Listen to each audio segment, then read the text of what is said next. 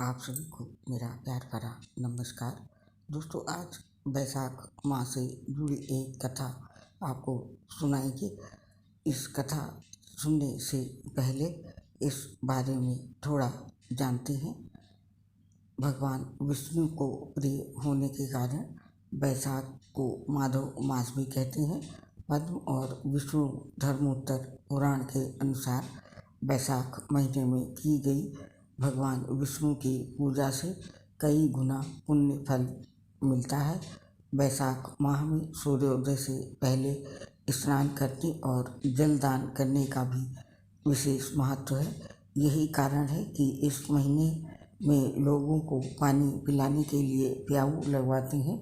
मान्यता है इस महीने में प्यासे लोगों को पानी पिलाने से त्रिदेव यानी ब्रह्मा विष्णु महेश तीनों की कृपा प्राप्त होती है। मान्यताओं के अनुसार कहा जाता है इस माह में यदि व्यक्ति प्यासे को पानी पिलाता है तो भगवान उसकी सब इच्छाएं पूर्ण करते हैं। आइए सुनते हैं इससे जुड़ी ये बैसाख माह की कथा। किसी समय दंग देश में हेमकांत नाम से एक राजा थे। एक दिन वो शिकार खेलने वन में गए। शिकार करते करते वे अपने सैनिकों से बिछड़ गए और थक गए। वन में उन्हें एक ऋषि दिखाई दिए। उनका नाम सत्यजी था। ऋषि उस समय समाधि में थे, इसलिए उन्होंने राजा के प्रश्नों का उत्तर नहीं दिया।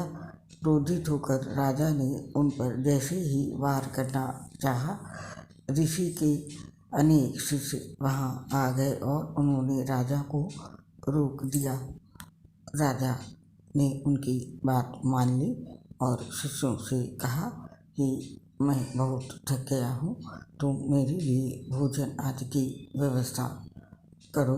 तब शिष्य ने राजा से कहा कि हे राजा, हम गुरु की आज्ञा के बिना कुछ नहीं करते, इसलिए हम आपका आतिथ्य नहीं कर सकते। शिष्यों के ऐसा कहने पर राजा को क्रोध आ गया और वे बाण चलाने लगे। राजा के बाणों से कई शिष्य मारे गए। जैसे तैसे राजा भी अपने नगर आ गए। जब उन्होंने ये बात अपने पिता को बताई तो उन्होंने राजा को ही देश निकाला दे दिया। राजा साधारण रूप में वन वन भटकते रहे। इसी तरह 28 साल बीत गए। एक दिन बैसाख मास में महामुनि त्रिट जंगल से गुजर रहे थे।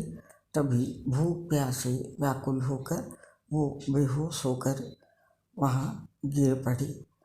हेमकांत ने उन्हें देख लिया और उन ऋषि के लिए पानी आदि की व्यवस्था की, उनकी सेवा की, उन्हें पानी पिलाया। हेमकांत के ऐसा करने से उनके पाप कर्म नष्ट हो गए। अंत समय में यमदूत जब हेमकांत के प्राण लेने आए तो वो भगवान विष्णु का ध्यान करने लगे। तभी भगवान विष्णु के दूत वहाँ प्रकट हुए और उन्होंने यमदूतों से कहा कि बैसाख मास में एक मुनि को जल पिलाने और उनके प्राण बचाने से अब हेमकांत निष्पाप हो गया है, इसलिए तुम यहाँ से जाओ। यही भगवान विष्णु के आदेश हैं। इसके बाद जैसे ही भगवान विष्णु के दूत ने हेमकांत को स्पर्श किया तो वो पहले की तरह स्वस्थ और युवा हो गए। भगवान विष्णु के दूत ही हेमकांत को उनके महल लेकर गए और उनके पिता को पूरी बात बताई।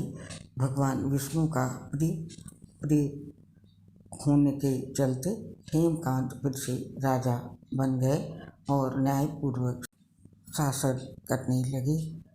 देखो दोस्तों, इस कहानी से ये पता चलता है कि बैसाख मास में पानी पिलाने का कितना बड़ा महत्व है। उम्मीद है ये कहानी आपको अवश्य पसंद आएगी। और अब हम आपसे आज्ञा लेते हैं। आप सभी को माघ मास की हार्दिक शुभकामनाओं के साथ मेरा प्यार भरा नमस्कार।